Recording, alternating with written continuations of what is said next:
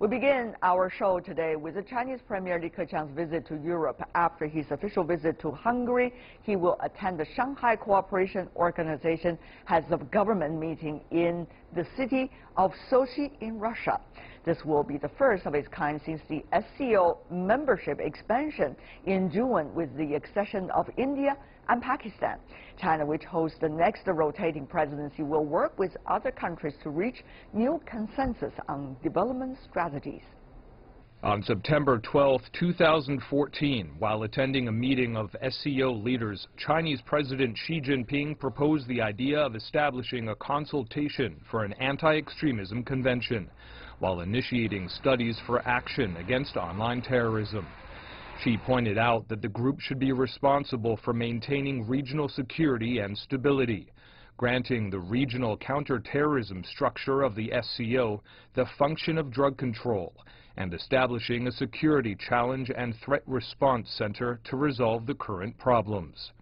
A year later, the SCO advocated further cooperation and vowed to continue to work on the draft of the Anti-Extremism Convention, which would work together with the Shanghai Convention Against Terrorism, Separatism and Extremism, as well as the 2016-2018 Cooperation Agreement on the Fight Against Terrorism and Separatism, in order to lay a solid legal base for the group's collaboration in related fields. The regional anti-terrorist structure of the SCO passed the draft of the Anti-Extremism Treaty on its 30th meeting in Tashkent, the capital of Uzbekistan, and many believe it's testament to how far the group has come in its efforts to combat extremism.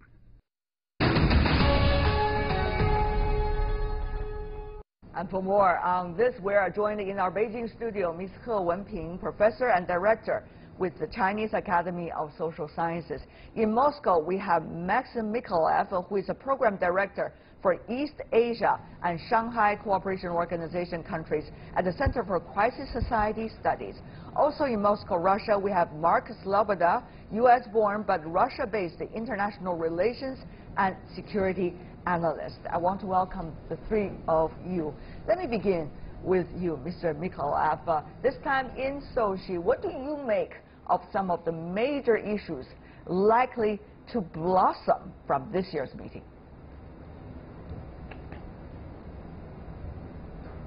I think the specific of this time, that agenda is very pragmatic.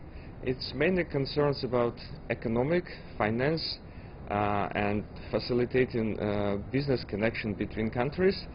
So I think this is very necessary for SCO countries now, and I think this is very actual agenda.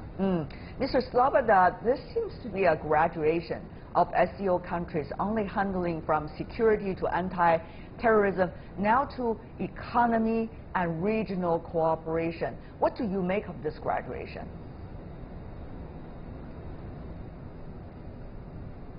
Yeah, I think the focus of this particular meeting is going to be primarily focused on economic cooperation and also a bit of growing pains. This is the first SCO heads of government meeting that will be held under the 8-state, sometimes called the G8 format, with the full ascension of India and Pakistan. So this is going to necessitate a little bit of a new dynamics and compromise and perhaps a new organizational language, as it were, to facilitate these two new members and then some tensions that they have in their own bilateral relations within the larger SCO organization. Right. It's not going to be an easy road. Ms. He, two things going on all at the same time, two learning curve. One is the growth of this organization, which means two new members, India, Pakistan, who are not necessarily all time on good terms with one another, are becoming part of the organization at the same time. Secondly, graduation from, as we said, only security issues now to more moving toward economic and trade. How will these two parallel growths, in fact, interact with one another? Yeah, they were certainly intertwined with each other. Like my colleagues said, this is a glowing pain. Glowing pain needs a glowing approach to deal with them. For example, India, Pakistan, yeah, they have different point of view about their own relations. But within this group, they share the same concern, that is security, and also how to find, anti-terror. We know in Pakistan they're facing with this Pakistan Taliban. They are there, so cause the security threat. And in India, same thing. They're also facing the security threat coming from the north. So I think both countries, they now joined together in the same group and then facing the outside, those security concerns. So that's the thing. Another thing is, I think this group now, as you said, graduated from like security concern, now moving to the economic issue. So how to trying to reach like a free trade zone together, like China also in, and also joined together with China with this One Belt, One Road. That's a new approach. So those both things, I think, can be intertwined and both push forward together. Well, a lot of challenges to me, at least it sounds like the agenda for this year. Mr. Mykolaiv, how does that work? I mean, India and Pakistan have very different views on many things. And when they joined, during this process of their joining the SCO, there were enormous amount of debate among countries as to which one should be in it and what their role should be. Mr. Mykolaiv, is this going to be a peaceful process, or this is likely to be more divided SCO in the future? Not really, because I mean the politics can divide people, but the economics makes them together, because all of the countries understand that in order to make money you have to be in friendly relations. So I believe that the economics will bring Pakistan and India closer to each other, and that's why it's really difficult to forget about political differences this time and to concentrate on trade and economics, because this is a common ground. Yeah, this is a common ground not for India, Pakistan only, but for the whole of Eurasia, because the Eurasia should be united, and in this way we can compete with other economic players on the world stage. As you may know, Mr. Mykolaiv, and I believe that even the though economics the Eurasian is the key to friendly relations. Yeah, even though Eurasian regions, or as we say, Central Asia and different parts of Asia should be united, but the reality is not like that. For example, even about Belt and Road Initiative, the OBOR, India and Pakistan have very different views and very different attitudes. When you say economy unite people together, yes, they do eventually, but the process could be bumpy. Yeah, that's why it's important to stay away from politics. And if you speak about the Belt and Road, the problem is again about politics, but not about the infrastructure development itself. That's why when the politics infiltrate the economics, then the problems arise. And that's why probably the reason for this time that the agenda is purely economic one, and no political questions are going to be raised. Mr. Sloboda, though, do you think that the countries can be matured enough to stay away from politics, at least temporarily?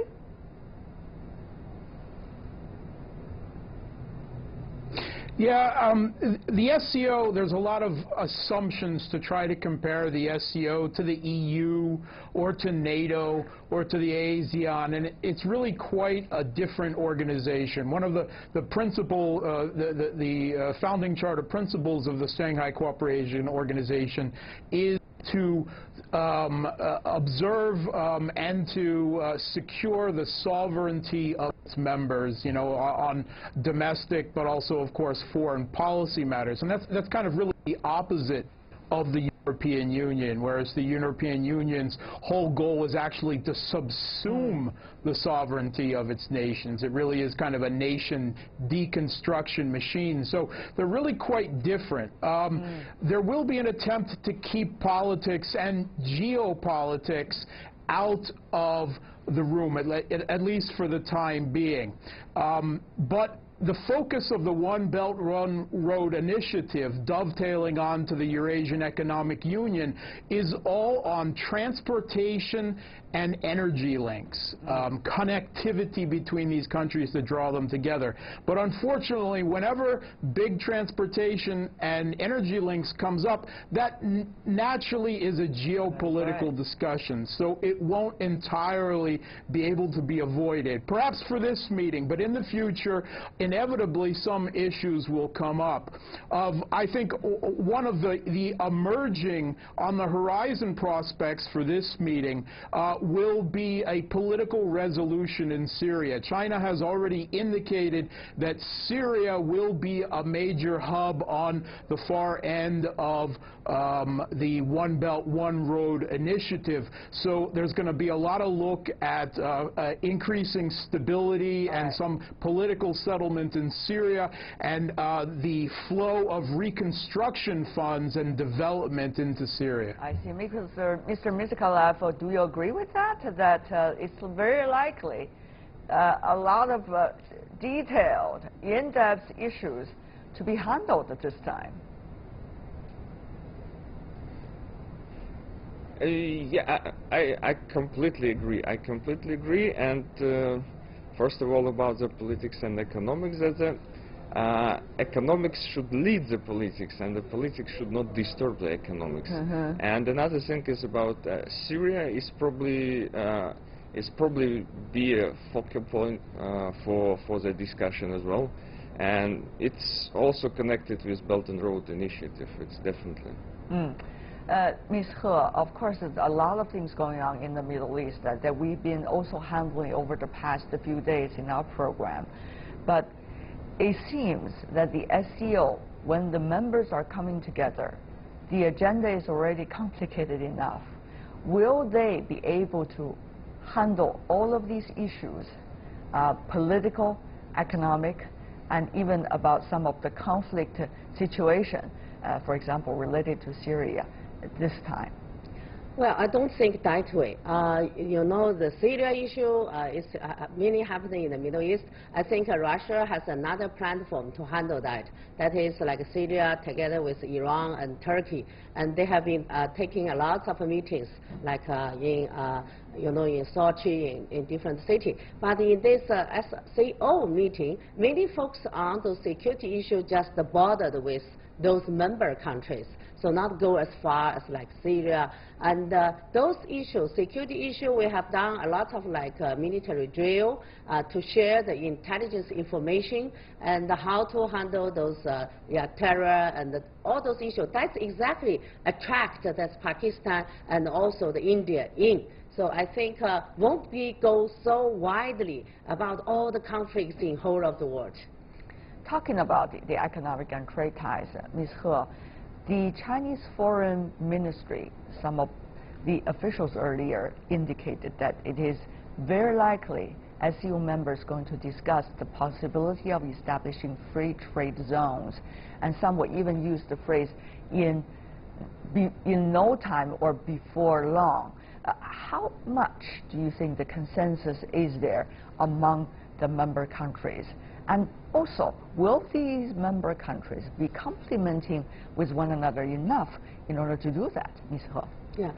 Yes, like my colleagues mentioned, even though there are different opinions in political sense, but in the economic sense, all the member countries in this SCO, they want to improve the economic performance, they want to strengthen economic cooperation. So that's why this One Belt, One Road initiative put forward by the Chinese government now get a lot of active response from all those member countries. That's also why, from Chinese perspective, we really wish some kind of a free trade zone. This arrangement can be reached by not too long.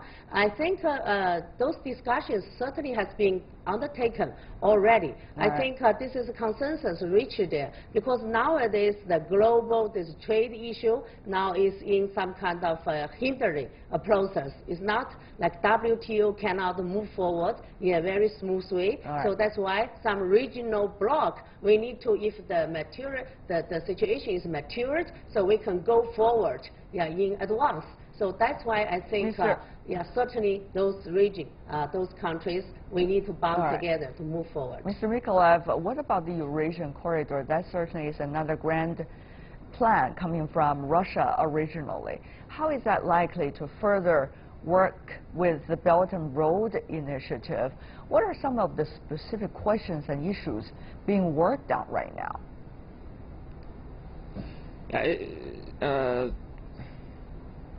It's common to discuss the contradiction between Eurasian Union and Belt and Road, but to my mind they really complement each other, because Eurasian Union is a bloc and it's a platform, and a Belt and Road is an initiative, and as such it's kind of a project that should be put on a frame, and the Eurasian Union provides the frame, the institutions for bringing Belt and Road into Central Asia republics. So, and the aims of Russia and China in Central Asia are quite different. So, Eurasian Union is more political, and Belt and Road is more economical, and they really complement each other. So, I don't think there are real contradictions between the two projects. I see. Mr. Sloboda, though, how is this platform, the SCO, how important is it now for Russia? We understand there has been quite some tense situation between Russia and so-called the West. How platform is like this going to help Russia be able to work with China and work with some of the other players in the region?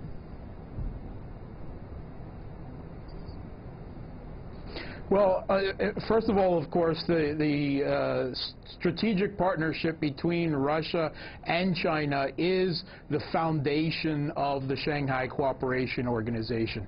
In a lot of ways, in a lot of respects, if not in its totality, the SCO was originally formed as a way for China and Russia to manage their tensions in Central Asia, regions that abutted both, and they have been extremely successful in this process. Whereas Russia pursued a political, cultural, and military avenues, whereas China was allowed to bring in development and capital. And these two, instead of leading to any type of jealousy or fear that one's influence was greater than another, was actually managed extremely well. And I think there are perhaps some hopes that India and Pakistan will follow a similar process, so I think that's going to be a lot more difficult. I'm not quite sure that it's going to be as successful. But it's not just Russia that has faced, of course, geopolitical conflicts with the West, but China as well, with the U.S. barging into the South China Sea on the other side of the world. And also U.S. pressure on Iran, which is an observer status in the Shanghai Cooperation Organization, but is pushing hard to full ascension, and I think Russia is one of the strongest members supporting that. So really everything the West has done in Syria, in Ukraine, in the Persian Gulf, in the South China Sea, if anything, it's pushing these states further into integration in the Shanghai Cooperation Organization, not only in economic terms, but inevitably in geopolitical terms as well. So you really kind of have to take off your hat and say thanks. Thanks for giving us the motivation to increase our ties with each other. Well, you know, at the end of the day, we do talk about the strategies and strategic issues. Earlier, you heard that U.S. President Donald Trump brought up a issue called, or a slogan called Indo-Pacific, including India, Japan, Australia, and some of the other allies in the region. But that has not been much interpreted from the U.S. side.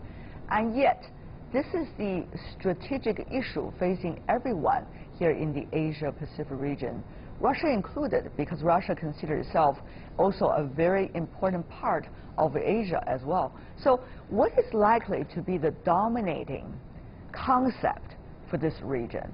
And this possibly could also have an impact on the discussion that is taking place at the SCO. Let me go to Mr. Mykolaiv first, very briefly. Yeah, I think it's kind of a classical geopolitical dilemma about the heartland and the sea. And if you speak about Indo-Pacific, it's a classical sea-land union. And on the opposite, if you say China, Central Asia, and Russia, and probably Iran, this is a heartland countries, and this is like centuries old conflict. And Shanghai Cooperation Organization is probably a good basis for the integration of the heartland countries. And I see. This probably will be a better concept for the new century anyway. Ms. He, briefly. Yeah, I think this is a new Century of heartland. Yeah, the new concept of this Indo-Pacific is just a saying right now. There's no further explanation about that. But it highlights that the United States, under this new Trump administration, now paid a great attention to the role of India. They want to regard India to serve as some kind of a checkpoint to balance their engagement with China, engagement like with the whole of the Asian Pacific region. So India has been never brought upon into this kind of outlook, but now they particularly drag it in. I think they have their purpose and also their consideration.